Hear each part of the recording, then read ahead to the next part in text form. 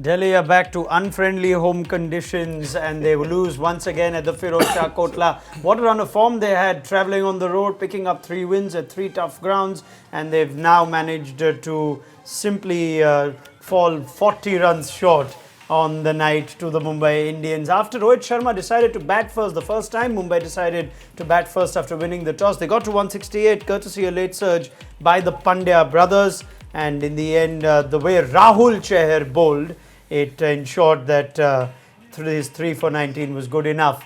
It keeps Mumbai happy and slightly clear of Delhi on the points table, and it may have Delhi's fans and their management asking a question or two about the pitch of the Firoz Shah Kotla, about the choices that Shreyas Iyer made, tactical calls by the team, all that and more on ESPN Cricinfo Matchday T20 with Shaun Tait and Dasgupta. If you were the Delhi coach right now, or the Delhi captain right now, and you've come back home where every team is looking to make their home ground their fortress and their big advantage, what would your thoughts be at this point? At this point in time, there are two things. Either the team management got it wrong completely, the kind of team that they chose, and looking at the 7 home games, obviously that went wrong. If that's not the case, the other option is obviously the curator is not are on the same page. You want a wicket, you want a certain kind of a pitch, looking at your side, at your squad, and it's not what you're getting. So yes, at times it can be frustrating because it's very, very visible that this surface does not suit the squad that Delhi has, and they are left with another 2-3 games. Yes, another 3 home games. 3 home games that can turn out to be very, very important in terms of qualifying. But yeah, I mean, I was expecting that 12-13 days break. They would have done something with that pitch. Okay, you cannot change the basic nature of the pitch overnight in 2 weeks' time, but what you can do is try and get some grass on that pitch. At least it doesn't crumble the way it has in the last few games that we've seen. So Deep makes the point that the last game at the Kotla was on the 4th of April. We're now on the 18th of April. They've had 14 days and it's not really made much of a difference. That having been said, Teddy, if you are reading this pitch on the start of the game, have you played your best team? Have you made the best use of this pitch? Shreyas Iyer saying in hindsight he would have anyway chased. Thoughts? Look, I'm not sure. I tend to agree with the captain's comments at the end there, but obviously you need to look like you're going to be positive about it because you're going to play the next 3 games there, is it? So yeah.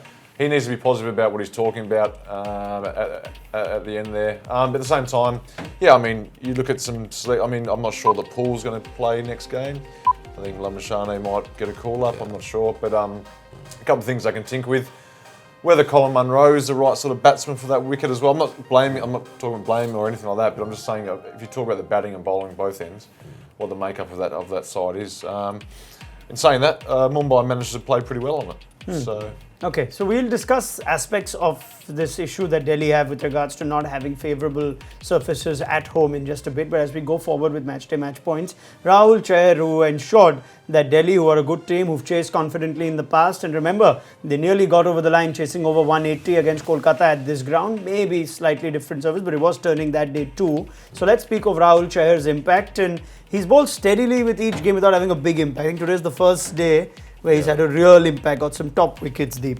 True. I mean, listen, if you look at Rahul Chahar's last 1 year, I saw him bowling with a red ball in the rest of India game where he picked up fifer and quite a few wickets right through that game. Yeah. He comes across as a much improved. You made that point while we were watching that the difference is very visible. You know what he was last couple of years and now.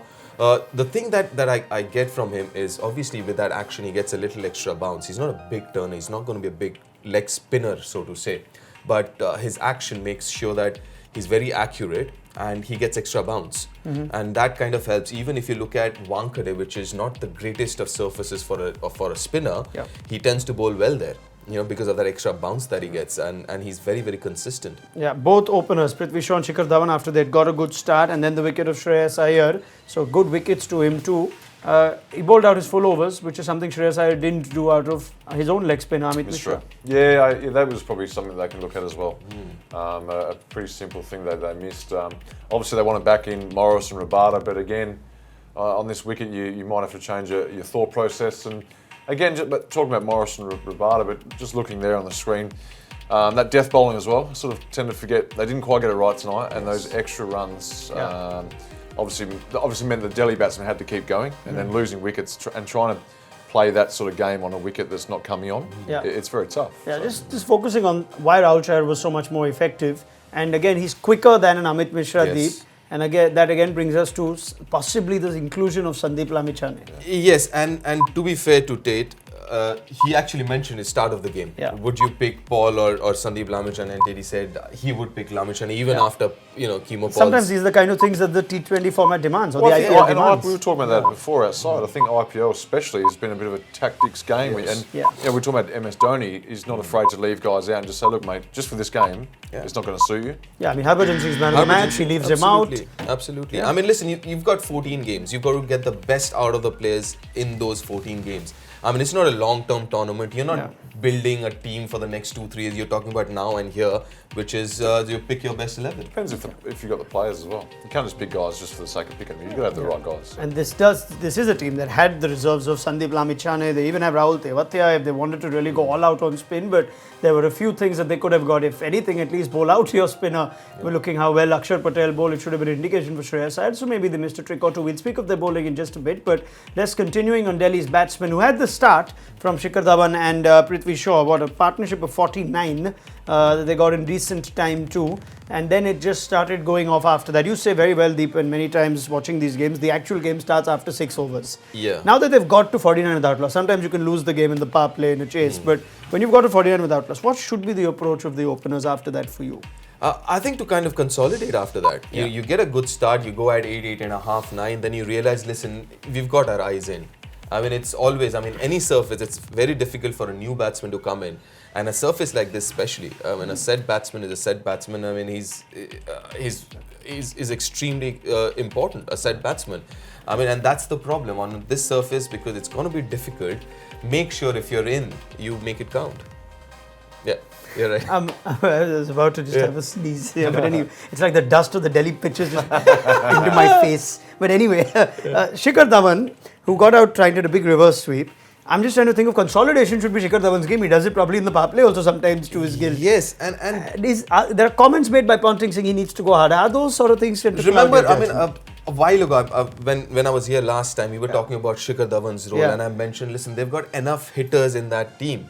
If there is one guy who you want to kind of consolidate or play till the end, Shikhar would be it. He's got the experience, he's got the game, and especially after he's seen through the first 6, I think, he needs to take a little more responsibility of this side and kind of be the mentor, not just be the senior player, but also kind of mentor the youngsters coming through. And when he had a youngster the other end, in Prithvi Shaw, who also seemed just like he had to give in to that temptation of wanting to hit the spinner. It's turning, we've seen what's happened, and he goes after Rahul Chahar. Again, just lack of experience. Got beaten in the fight as well, didn't he? So, you can sort of argue and go, maybe the shot was on, but really it wasn't at that time. And I agree, on a wicket like this in these conditions, if you're going to win a match for chasing, you've got to take the game as deep as possible. And that means not losing wickets, basically. So I couldn't agree more. Would you have changed the batting order today? We were talking about Rishabh Pant going in. Yeah, he came in at 5. He came in at 5. Why not at 3? Listen, if somebody on this surface, on a difficult surface, you're chasing a 160 plus total, if some guy who can do it and change the game around for you, it is Rishabh Pant. So give him the maximum number of overs you possibly can. We were talking about it in the mid show that maybe Rishabh, and there was an opportunity of him coming into bat within the first 6, so he could have actually had a go at the bowlers initially, get his take his time, and then play the spinners in the middle part. Yeah, critical as we may be of Delhi's batsmen, the fact is 168 was a lot of runs on this surface. So let's focus on how they actually got there, and that's essentially because of the late surge by both the Pandya brothers. Now, at the end of the 17th over, Mumbai were 118 for 4. They got 50 of the last 3. Essentially down to Hardik Pandya on a pitch on a surface which we think wasn't easy to bat. So what happened there, Teddy? Because we've seen Hardik Pandya do this time and time again. Poor bowling, poor plans. What happened in those last 3 overs, which is where you can say possibly that Delhi lost it? Execution again. If you're coming around the wicket to a Pandya who's setting up for that ball there as well. Firstly, is that a good idea? Come around the wicket to him. Would you do it? I wouldn't know. I wouldn't do it. And would you want someone like Chris Morris doing it? Come around the wicket, but get it across him a bit more, maybe. It's easy to sit here and say again, but at the end of the day, it probably cost them the game. So, and just full tosses and then slot balls. They didn't quite hit the Yorker. and they didn't probably try that length through here as well, which he can hit for 6 as well. So, Yeah. but in a slower wicket, it's not going to play as true if it bounces into the pitch. It's going to hold up or keep a bit lower. It's going to be hard to hit through the ball. So, I talk about, here on this show, talking about Yorkers all the time, but on that wicket, you can probably think about changing it into the wicket as well. I like that you say that because you probably are one of the best examples of what to do when the wicket's not pacey and bouncy, those sluggish, sort of slowish wickets. Do both fast bowlers tend to forget what might work on this sort of pitch sometimes? I remember that, and it was more when I was playing. It was more the batsmen in the team saying, "Don't forget to jam it in on this wicket. That length, even the depth, that length, very good, yeah. top of the stumps, even through here, is hard to hit." And it was often batsmen telling me that, or telling us bowlers that.